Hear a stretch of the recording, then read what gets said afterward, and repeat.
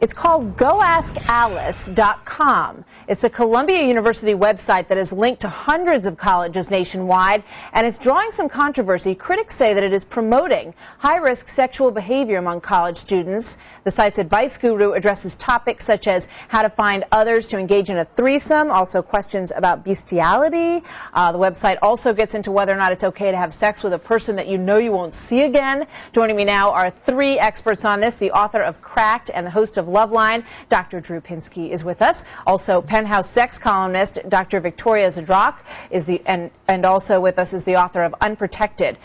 She's the author of Unprotected. Also joining us, is Dr. Miriam Grossman, who is with us today as well. Welcome to all of you. Good to have you with us today. Thank you. Thank you. Dr. Drew, let me start with you. I had a chance to take a look at this and to pull up some of the questions. It gets into some pretty interesting areas, like is S&M role-playing normal?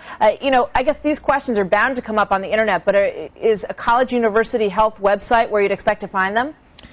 Well, I mean, that's really the question. Is this an appropriate place for this? I spent about a half hour on the site before we went on the air, and in fact, the questions are questions that are out there, and they're just trying to answer that which comes up by young people. My concern is that this is clearly not written by a clinician. It's well-researched, it's just matter-of-fact answers, but the context for the answers is somewhat problematic in that you have someone who is doing a good job, doing the best they can, but may not really understand the impact or the results of the advice that they're giving. Because, very often things like I looked at the bestiality question that was up there. And these are, yes, they answer the question very accurately, but the reality is people that are engaged in these behaviors have very serious mental health issues, and that's not brought up at all.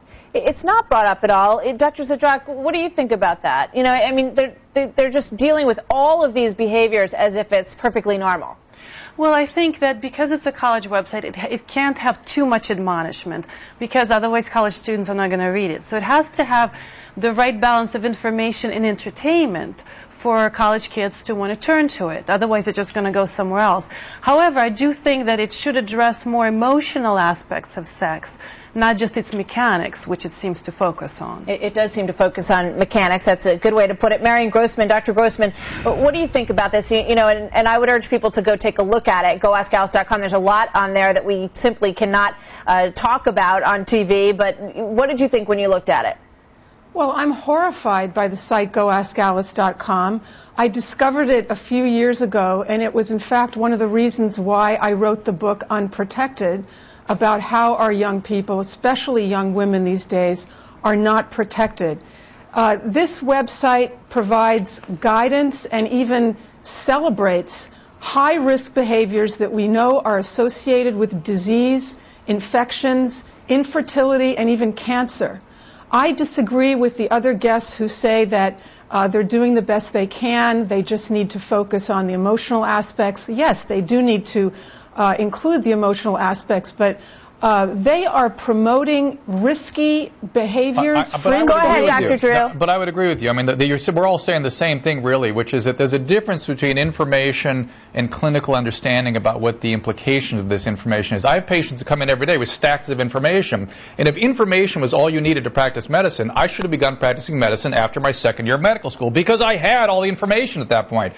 But to have the wisdom... Excuse me, it's not just information. It's telling people where to go, how to find other people to participate in these activities, having emails from people who say that these activities, threesomes and foursomes, improved their marriage, etc. It's celebrating these behaviors.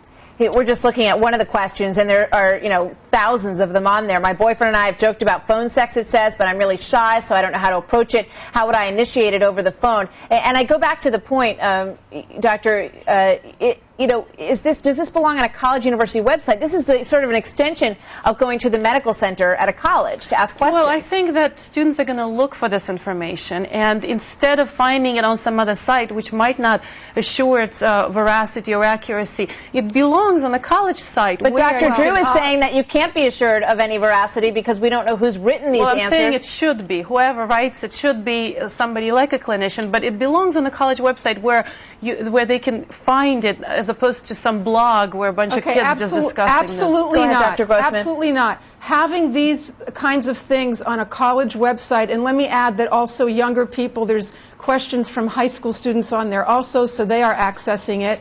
but having some of this material normalizes things. Having a question about someone that says, "Dear Alice, I had intercourse with a sheep," and believe me, I don't like saying this stuff on television any more than anyone else, but it normalizes these behaviors. But I actually read this, and I didn't see it normalized. I didn't either. I didn't see that. I no, there was nothing like that. It. They did say that it's very rare and abnormal behavior. Right, there was nothing there that say go and have fun with your dog. Right, but they didn't say that it's a sign of serious illness. That is a problem. They need to put it in a context again and say, look, they're trying to be so sort of matter of fact about their answers and so even about it. They're missing the point that it is often an implication of very serious issues. Last thought from Dr. Grossman. I believe what they're doing is promoting an agenda that's a dangerous agenda of anything goes, as long as you're quote-unquote protected. All right, we're going to leave it there. That is a dangerous agenda. Thank you very much to all of our guests today. I know we're going to get a lot of email on this one, so we'll continue to keep an eye on this controversial website, Go Ask Alice. Thanks to all of you.